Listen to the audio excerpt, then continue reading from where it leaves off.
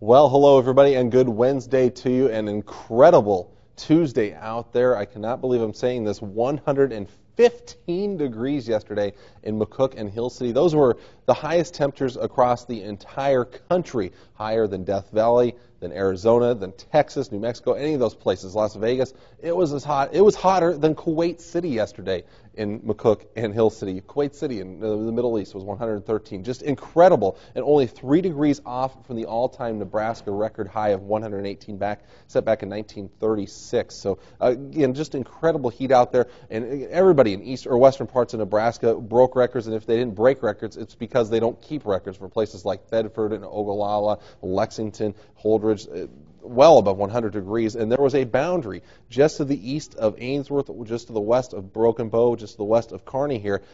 That was where all the dry air was, so temperatures climbed a lot. It was very muggy, though, across central and eastern Nebraska, especially here in central Nebraska. Kearney, at one point yesterday, about 5 o'clock, they had a dew point of 79 degrees. Combined with that 99-degree actual air temperature, their heat index was at 119 at that time yesterday. So it was just as bad, if not worse. I would take the 115 actual air temperature with a heat index of 105 compared to that 119 heat index in Kearney. So it was just as bad in central and eastern Nebraska. And now that heat starts to shift to the east and to the southeast, so now it's the eastern and southern parts of our viewing area that will see the extreme heat push eastward as the dry air has moved in across much of the viewing area. So 92 here in the Tri-Cities for noon. 100 is the average here at 5 o'clock. There's going to be a cold front that's going to make its way into the area. I should say cool front if you want to call it that, slightly cooler air. And what that's going to do is that's going to lead to temperatures, a wide range in temperatures across the area. 81 degrees slightly behind that front by 10 o'clock. And it will be a little bit breezy out there as well, and that's going to cause some problems, which we'll get to in just a bit. So first off, heat advisories later today for southern and eastern parts of the viewing area and the far southeastern part of our viewing area in Belleville, Kansas, an excessive heat warning. What this means for all these areas, heat indices will top out over 105 later on today in most of these locations. Tri-Cities not included in this. I think our heat index will be anywhere from 95 to 105 later on today. Not quite up to that heat advisory criteria, though, and then further north you go, not as bad. And that's mainly because the humidity from yesterday is gone, not nearly as humid, so those heat indices won't be way over what the actual air temperature will be. But along with that, we've talked about the fire risk over the last couple of days out in Colorado, how bad it is.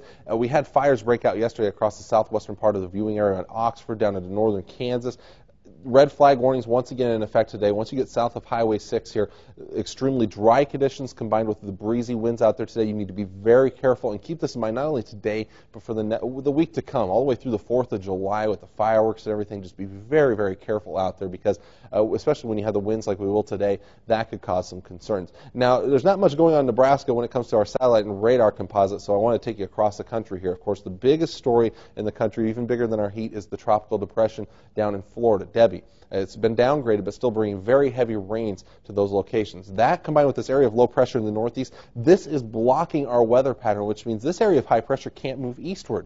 It's going to extend eastward a little bit, but it's still settled in over the center part of the country, which means extremely hot conditions. We have our large ridge up here that goes all the way into northern Canada. It was almost 90 degrees up near the Arctic Circle yesterday. A lot of severe weather up here in Saskatchewan.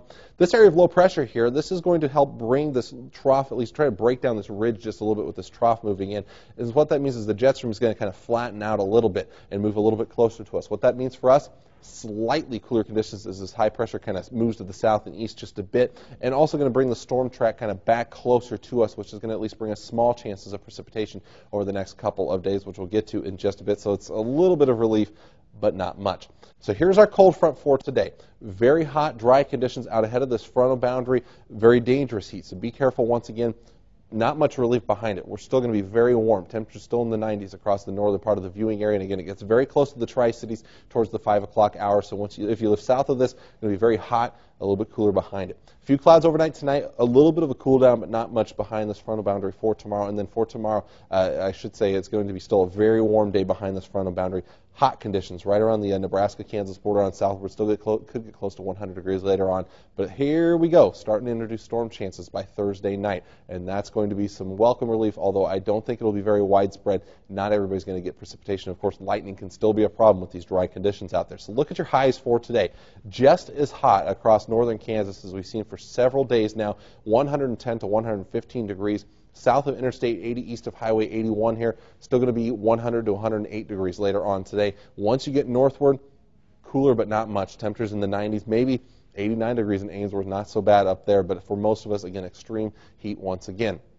We'll go from an average of about 100 today here in the Tri-Cities back down into the mid-90s the next couple of days. Here's those small chances of storms Thursday night, Friday night, Saturday night, and Sunday night.